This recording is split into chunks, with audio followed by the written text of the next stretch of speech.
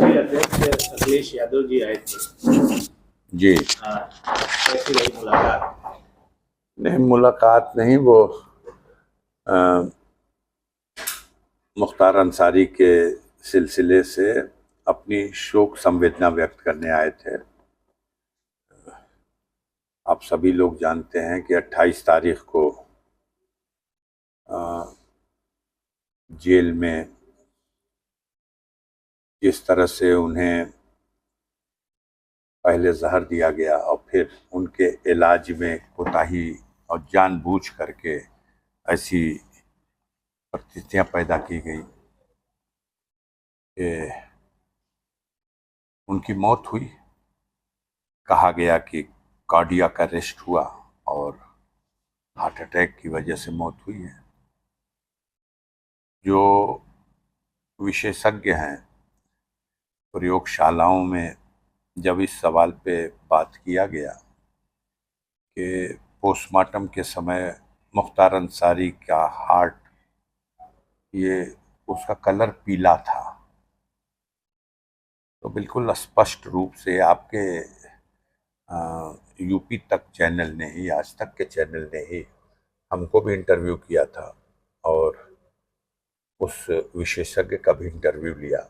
उन्होंने बताया कि कैसे जब किसी व्यक्ति को स्लो पॉइजन दे दिया जाए या वो खुद खा ले या कोई उसको खिला दे, तो ज़रूरत से ज़्यादा मात्रा में कोलेस्ट्रॉल बनने लगता है और ऐसी दशा में हार्ट के ऊपर एक पीले रंग की परत जम जाती है और हार्ट का रंग पीला नहीं होता, वो उसी हाई कोलेस्ट्रॉल की वजह से हार्ट के ऊपर की परत पीले रंग की हो जाती है और इस दशा में वो कार्डियक अरेस्ट हो जाता है और उसका निधन हो जाता है। इसमें राष्ट्रीय अध्यक्ष जी से आपने कुछ उच्च स्तरीय जांच की मांग की है परिवार वालों ने, आप लोगों ने? देखिए, परिवार तो ये बात जब कह रहा है कि उनकी मौत अस्वाभाविक है और सुनियोजित हत्या की गई है, तो जाहिर सी बात है जब हम आरोप कर रहे हैं, लगा रहे हैं, तो हमें,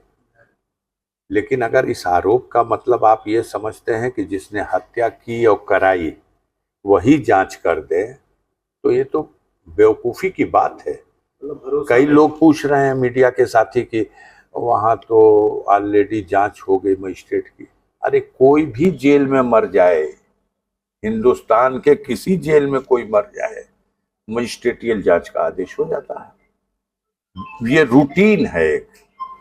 न्यायिक जांच आप कह रहे हैं ऑर्डर हो गया, तो ये सब कुछ तो इसलिए हो जा रहा है। यही तो चोर की दाढ़ी में तिनका एक कहावत कही जाती है कि जब कोई कहीं मांग करे उससे पहले ही हम कह दें कि हम न्यायिक जांच भी करा रहे हैं, प्रशासनिक जांच भी करा रहे हैं, जिसको बयान देना हो, सबूत देना हो।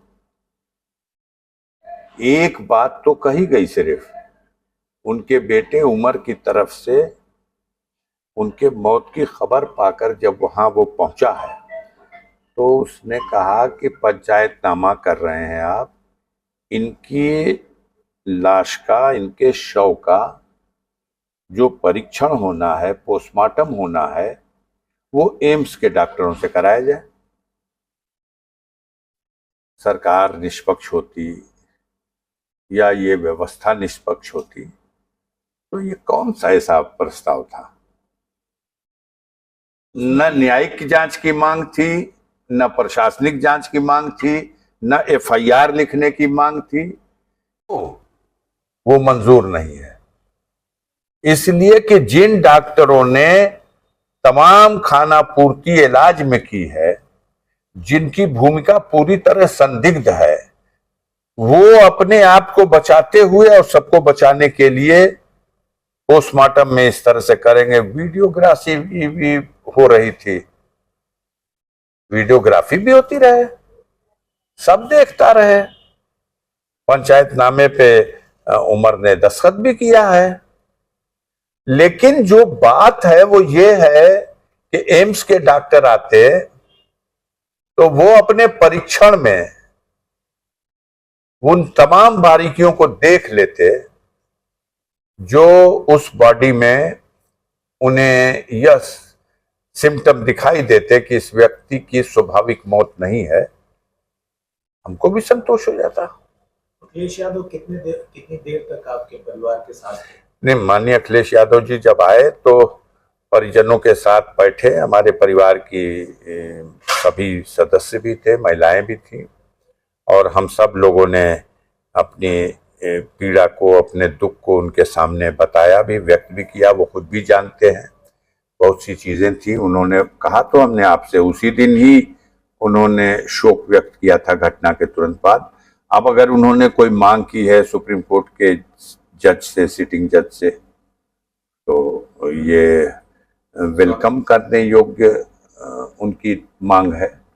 अब अगर भाई जैसे राष्ट्रीय अध्यक्ष जी आए थे, इसका एक राजनीतिक संदेश भी गया समाज में, वो क्या लगता है पॉजिटिव रहेगा? या हमने आपको भी बताया, फिर बता रहा हूं कि भारत में लोकतंत्र है और लोकतंत्र की व्यवस्था में राजनीतिक दल, और वो भी उत्तर प्रदेश के प्लेटफॉर्म पर समाजवादी पार्टी और उसके राष्ट्रीय अध्यक्ष, तो अब इसको जिस चश्मे से जो देखे, उनका कहीं आना जाना एक राष्ट्रीय अध्यक्ष का उत्तर प्रदेश में तो माने रखता है। और आपको पता है कि हमारे भतीजे हैं मन्नू अंसारी साहब, वो समाजवादी पार्टी के ही विधायक हैं। हम स्वयं गाजीपुर लोकसभा सीट पर माननीय अखिलेश यादव जी ने समाजवादी पार्टी की सूची में अपने कैंडिडेट की हैसियत से चुनाव लड़ाने का हम पर भरोसा किया, हमारा नाम दिया है उसमें। उनके आने से बल मिला। भाई ये कैसे, एक तो स्वाभाविक बात है जब उस कोई मुखिया और अपने उस परिवार से, पार्टी भी एक परिवार है, उस परिवार से जुड़ा हुआ कोई व्यक्ति पीड़ित है, दुखी है, और उसके पास वो जाता है, उसे सांत्वना देता है, तो ये तो स्वाभाविक है कि उसको उनके आने से काफी राहत मिली होगी, हिम्मत मिली होगी। बाहर चर्चा है कि असदुद्दीन ओवैसी साहब आए इसलिए अखिलेश यादव को आना पड़ा। अब बाहर की चर्चाओं को तो हम नहीं जानते। हमने आपकी चर्चा देखी थी कि असदुद्दीन ओवैसी साहब आए थे, अफजाल साहब नहीं मिले। मैं बीमार था, बीमार अब भी हूँ। फर्क दोनों के आने में यही था कि एक 1 बजे रात में आया था और एक 1 बजे दिन में आया था। जो 1 बजे दिन में आया था उससे मेरी मुलाकात हुई, और जो 1 बजे रात में आया था, मैं कहा कि मैं बीमार हूँ, मुझ पर गम का पहाड़ टूटा है। और ये कमेंट सुशोभित नहीं करेगा। ये भी कहा गया कि आपके बड़े भाई सिबकतुल्ला साहब भी नहीं मिले। तो मैं आपको बताऊं कि मेरे बड़े भाई सोम सलात के पाबंद आदमी हैं। इस वर्ष 50वां वर्ष है उनका।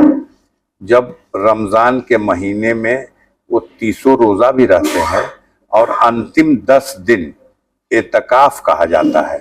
एक तरह की विशेष पूजा है, ये एक तरह की विशेष इबादत है। तो वो पिछले 50 वर्षों से एतकाफ में मस्जिद के अंदर समय गुजारते हैं, वहीं रहते हैं, वहीं रोजा रखते हैं, वहीं कुरान की तिलावत करते हैं, वहीं सोते हैं। उनका 24 घंटे का रूटीन 10 दिनों तक, ईद का चांद देखने के बाद ही वो घर लौटेंगे, चाहे कैसी भी परिस्थिति।